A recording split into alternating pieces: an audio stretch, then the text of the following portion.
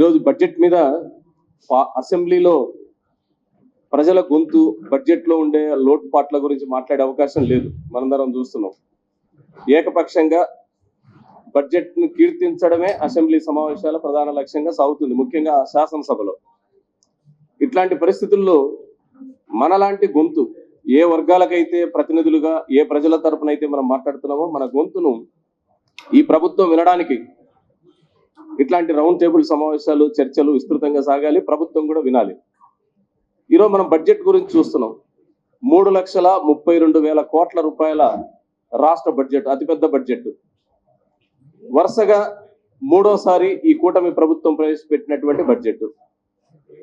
అదే కాకుండా ఈ బడ్జెట్ లో ప్రస్తావించినట్లుగా క్వాంటం, అత్యాధునికమైన శాస్త్ర పరిజ్ఞానాన్ని మన రాష్ట్రంలోకి తీసుకొచ్చినట్టుగా గూగుల్ ఏఐని విశాఖపట్నం, అదేవిధంగా ప్రపంచ కుబేరుణ్ణి నిన్నగాక మొన్నటి 2 రోజుల క్రితం మన రాష్ట్రంలో పర్యటన చేసిన, ఇవన్నీ అద్భుతాలు సాధించిన అభివృద్ధిలాగా చెప్తుంది.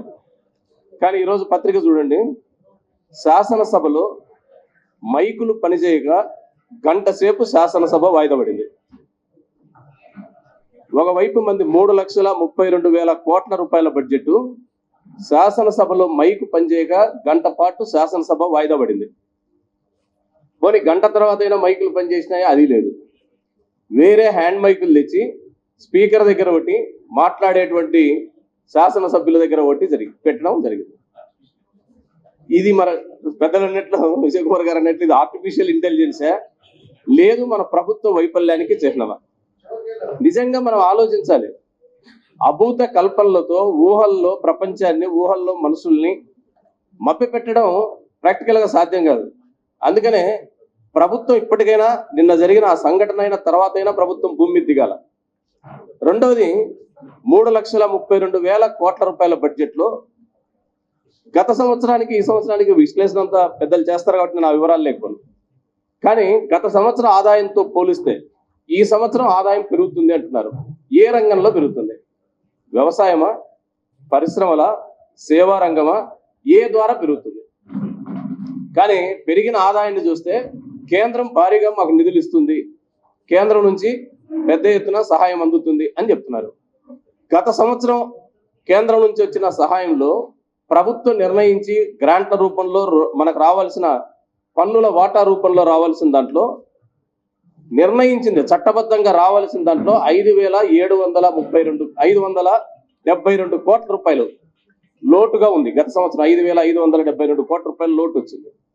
ఇవ్వాల్సిన నిధులు రాలేదు. కూటమి ప్రభుత్వం లేకుండా కేంద్రంలో ప్రభుత్వం లేదు. చట్టబద్ధంగా మనకు రావాల్సిన 5,500 కోట్ల రూపాయలు తక్కువ తీసుకున్నాం. మరి ఈ సంవత్సరం ఎట్లా పెరుగుతుంది? ఈ సంవత్సరం మరో 12,000 కోట్ల రూపాయలు అదనంగా వస్తాయి అని చెప్పేసి బడ్జెట్లో పెట్టారు. గత సంవత్సరం రావాల్సిన నిధులే రాకపోతే అదనంగా 12,000 కోట్లు ఎట్లా వస్తుంది? దానికి తోడుగా ఉపాధి హామీ చట్టాన్ని కేంద్రం సవరించిన విషయం మనకు తెలుసు. దానివల్ల మరో 5,000 కోట్లు, దాదాపు 5,000 కోట్లు రాష్ట్ర ప్రభుత్వం మీద భారం పడుతుంది. మరి కేంద్రం నుంచి అదనంగా 12,000 కోట్లు వస్తుందని, ఉపాధి చట్టంలో తగ్గినటువంటి 5,000 కోట్ల రూపాయలకు పైగా లోటును ఏ రూపంలో భర్తీ చేస్తారో ఈ బడ్జెట్లో చెప్పలేదు. మన రాష్ట్ర బడ్జెట్లో 38% అప్పుల మీద ఆధారపడి నడుస్తుంది. 18% ప్రతి సంవత్సరం వడ్డీ లేదా అసల్లో కొంత భాగానికి 18% బడ్జెట్ కేటాయింపుల్లో దానికే సరిపోతుంది. మరి మిగిలిన డబ్బుల్లో ఈరోజు ప్రభుత్వం ఏది ప్రాధాన్యతగా తీసుకుంటుంది? పరిశ్రమల కోసం అయితే ఏ ప్రాంతాల్లో పరిశ్రమలు?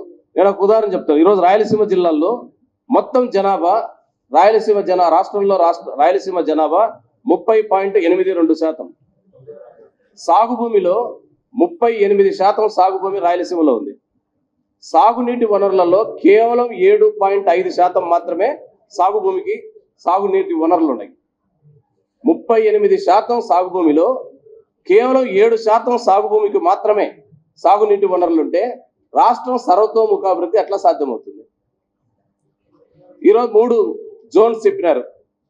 ఉత్తరాంధ్రకు 28,000 కోట్లు, రాయలసీమకు 20,000 కోట్లు, సెంటర్ ఆంధ్రాకు మరో 1,000 కోట్ల రూపాయలతో 3 జోన్లను అభివృద్ధి చేస్తామన్నారు.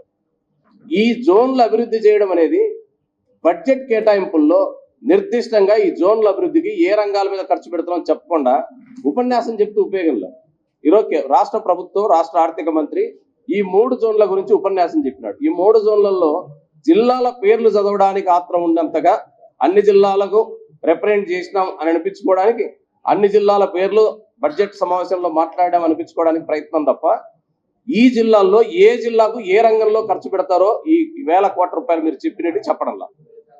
పోనీ దీంట్లో లేదు, డాక్యుమెంట్స్ లో ఉందా? అక్కడ కూడా లేవు. మరి ఈ 1000 కోట్ల రూపాయల ప్రాంతీయ జోన్లు ఉపయోగం ఏమిటి?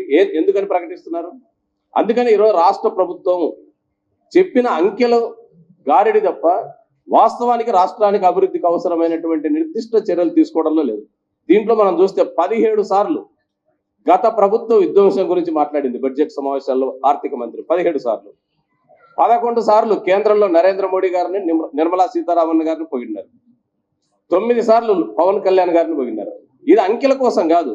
మొత్తం బడ్జెట్ స్పీచ్ లో ఏం జరుగుతుందంటే గత ప్రభుత్వాన్ని విమర్శించడం, ఈ ప్రభుత్వంలో కేంద్రంలో రాష్ట్రంలో ఉండేటువంటి కీలకమైన మంత్రుల్ని, ప్రధానమైన వ్యక్తుల్ని పొగడ్డం. అసలు ప్రజలు ఏమైపోయినారు? దళితులకు సంబంధించి, ఎస్సీ ఎస్టీకి సంబంధించి సబ్ ప్లాన్ ఒక్క మాట లేదు ఈ బడ్జెట్ లో. సబ్ ప్లాన్ గురించి కాంపోనెంట్ నిధులు నువ్వు ఇచ్చే సహాయం అది కాదు. సబ్ ప్లాన్ అనేది జనాభా లెక్కల ప్రకారం ఖచ్చితంగా రాజ్యాంగం ప్రకారం రావాల్సిన హక్కు. ఆ హక్కు గురించి దాంట్లో లేదు. సబ్ ప్లాన్ ఉంటే ఖచ్చితంగా ఆ ప్రాంతాల్లో దళిత గిరిజనుల అభివృద్ధికి ఉపయోగపడే నిధులు చట్ట ప్రకారం అమలు చేయాల్సి వస్తుంది. సబ్ ప్లాన్ కాకుండా కాంపోనెంట్ నిధుల కింద ఇస్తే నువ్వు ఇస్తే సహాయం, లేకపోతే లేదు. అందుకని ఈరోజు రాష్ట్రంలో కీలకమైన పోలవరం నిర్వాసితుల గురించి మాట్లాడలేదు. దానికి సంబంధించిన నిధుల కేటాయింపు లేదు. ముఖ్యంగా ధరల స్థిరీకరణ. గత సంవత్సరం 18 రకాల పంటలు గిట్టుబాటు ధరలు లేక రైతులు రోడ్ల మీదకి వచ్చినారు. కొన్ని పంటల గురించి లక్ష్మణ్ రెడ్డి గారు మాట్లాడినారు. 18 రకాల పంటలు వరుసగా దాదాపు అన్ని పంటలు, ఈ రాష్ట్రంలో పండినటువంటి ముఖ్యమైన అన్ని పంటలు గత సంవత్సరం గిట్టుబాటు ధరలు లేక రైతులు తీవ్రమైన ఆందోళన చేసింది. సగానికి సగం ధర పడిపోవడం కాదు, 10% గత సంవత్సరంతో, అంత ముందు సంవత్సరంతో పోలిస్తే 10% కూడా గిట్టుబాటు కాలేదు కొన్ని పంటలకు. మరి అంత పెద్ద ఎత్తున పంటలు నష్టపోయినాయని ఒకవైపు గత అనుభవం చెప్తుంటే, ఈ సంవత్సరం బడ్జెట్ లో ధరల స్థిరీకరణగా కేవలం 500 కోట్లు. ఈ 500 కోట్లతో ఏ రకంగా ధరల్ని స్థిరీకరిస్తారు? ఏ రకంగా ధరలను అదుపులో పెట్టగలుగుతారు? ధరల గిట్టుబాటు ధరకు ఏ రకంగా సపోర్ట్ చేస్తారు? ఇవేమి లేదు. మహిళలకు సంబంధించి జెండర్ బడ్జెట్ లో కోతలు ఉన్నాయి. వాస్తవానికి జనాభా ప్రాతినిధ్యం ప్రకారం చూస్తే సగభాగం ఖర్చు పెట్టాల. కానీ టెక్నికల్ గా ఏం చేసినారంటే, రమేష్ గారికి అన్ని బాగా తెలుసు, వాళ్ళు పెద్దలు కాబట్టి, ప్రతి శాఖలో మహిళలు ఆటోమేటిక్ గా 50% ఉంటారు అనుకొని ఆ 50% ఆడ కేటాయించిన నిధులు కూడా మహిళలకు కేటాయించినట్టు రాసేసినారు. గ్రామీణాభివృద్ధి ఇన్ని వేల కోట్లు, దాంట్లో మహిళలకు ఇంత. అసలు గ్రామీణాభివృద్ధిలో కేటాయించింది కూడా మహిళలకు కేటాయించినట్లే. అందుకనే లెక్కల కోసం మహిళల అంకెలు చూపించారు తప్ప నిజంగా మహిళా అభివృద్ధి ఈరోజు మనం చూస్తున్నాం. మదనపల్లి లాంటి చోట 8 సంవత్సరాల అమ్మాయి మీద అత్యాచారం జరుగుతున్న సంఘటనలు. వీటిని నివారించడానికి ఏముంది? అందుకనే ఈ బడ్జెట్ లో వాస్తవాలకు దూరంగా ఉంది. కేంద్రం మన్నన పొందడానికి, కేంద్రం నుంచి రావాల్సిన సహాయాన్ని రాలేదని చెప్పుకోలేని పరిస్థితుల్లో ఈ ప్రభుత్వం ఉంది. నిస్సహాయమైన బడ్జెట్, ప్రజలకు ఉపయోగకరం కంటే కూడా అంకెల గారడి చేసిన బడ్జెట్ గా దీన్ని భావించాల్సి వస్తుంది. ఈ అవకాశం ఇచ్చిన జన చైతన్య వేదిక నాయకులకు మరొకసారి హృదయపూర్వకమైన ధన్యవాదాలు తెలియజేస్తూ సెలవు.